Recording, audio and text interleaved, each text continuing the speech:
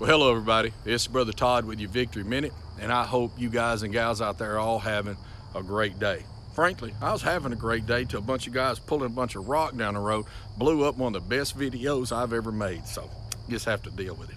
Anyway, starting all over again.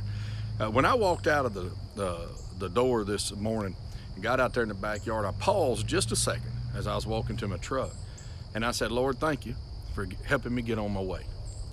And I know that sounds like a real small thing or kind of maybe a country way of putting things. But for me in my life, that's a big thing. Sometimes it's a big thing every day for me to get up and get on my way. I've not made no real secret about it, but when I was about 28 years old, I don't know why, but one day I woke up, I didn't want to get out of bed. And it started what's been almost since that time, the balance of my life, a battle, an off and on battle again with depression. Depression hits me in the way some people it makes them real sad, other people it makes them real lethargic, and that's how it does me. I just kind of get to the point where I just don't care if I get anything done, and I will kind of just lock in and do what I have to do, right? I'll deal with the urgent and the important, but I won't deal with the important but not urgent. And I just seem to have no energy for the go, for the, can I use the word, the walk, okay? You ever thought about why everything it seems like in this world, and you know, the Bible talks about our enemies, the flesh, the world, the devil. Have you ever noticed how the reality of all of that working against us is always trying to stop us, trying to get us to a point where we get hung up, where we what? Fall down, or we get tangled up, or we get burdened down. You know, think about your own flesh. You know, you go to the gym, you go to lifting, it ain't your spirit going, hey, let's stop. It's your body, right? It's screaming out, we gotta stop. Now the thing is, frankly, your flesh gets stronger when it's pushed, right? It's always stop. I need to sit down. I deserve to sit down, right? We got things to do at the house. We'll sit on the couch. It's always about getting still. The reality is, if you think about it, look at how many times in the scripture it talks about a walk, going somewhere, your journey, right?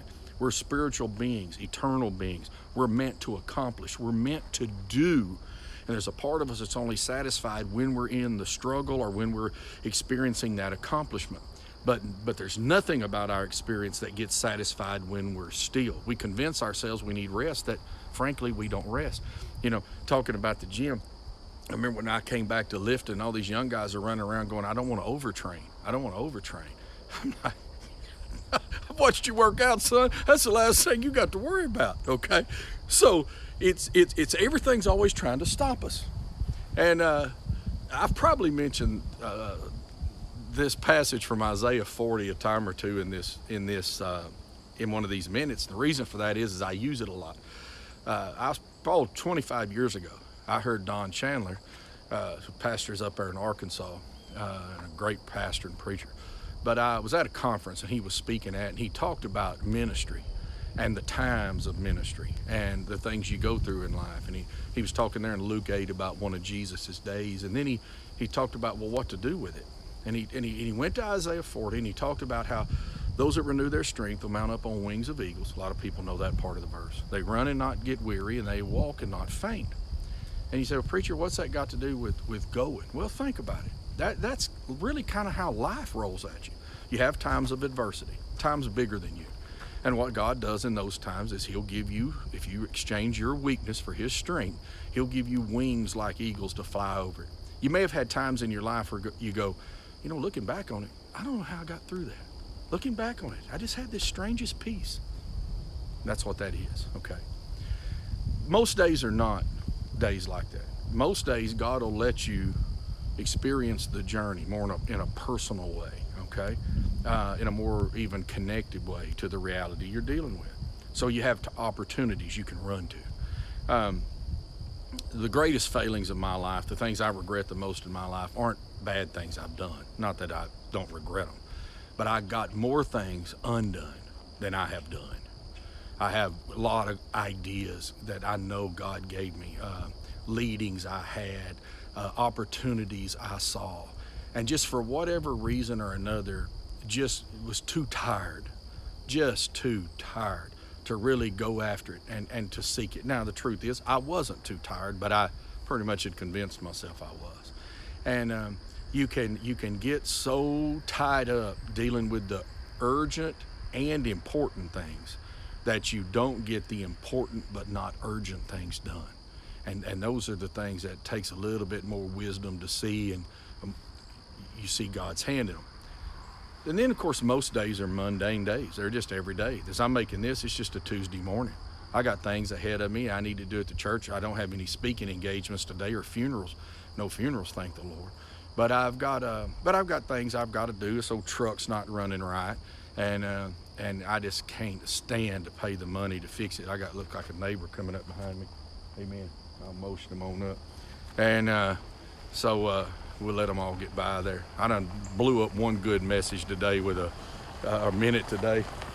What's up, brother? All right. That's Martin Burley. Yeah, that's a good brother right there. And the member of our church, I've known him all my life. So anyway, like I say, in the everyday walk. Now you take that guy right there. You talk about life coming at you. Their house burnt down. He had already had a knee. Within about a week and a half, he'd had a knee replacement scheduled. He goes through that. He has to rehab in a hotel. His wife gets COVID in the middle of it, right? And while they're in the dealing of overcoming that, because he was gone so much with this and that and some other things, I don't know the whole details. Anyway, he ended up losing his job. Talk about needing wings to fly over days of adversity and to run and to push. I'm telling you right now, that happiest people you ever seen, y'all have seen them praising the Lord in church on Sunday. You can go, you can move, okay? You think, by the way, you think it's an accident? He's the one drove by while I'm talking about this stuff? God will give you the strength to be able to keep going. Brother Jim Everidge, our staff evangelist and a great pastor, says, he said, it ain't the sharks that get you, it's the menace.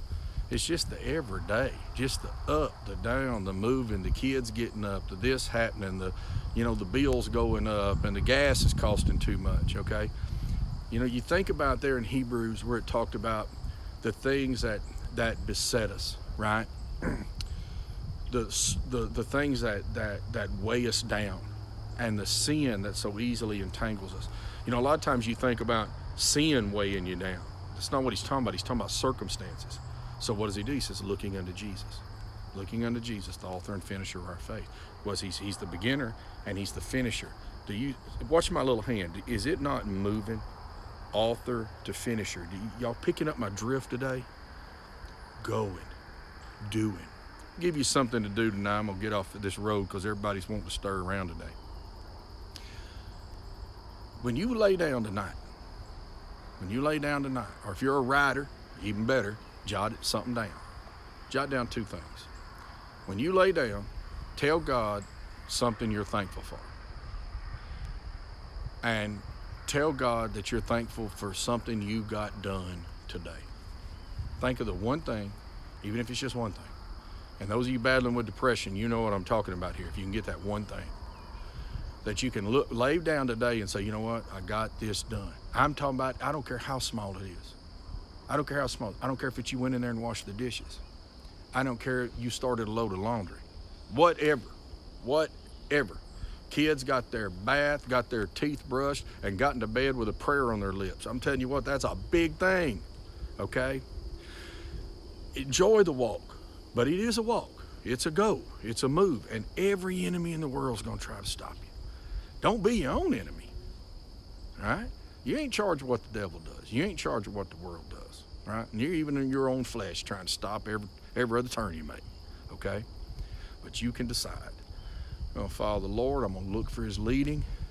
And I'm going to celebrate everything God lets me get done. Think about it, all right? Get on your way. Get up. Get moving.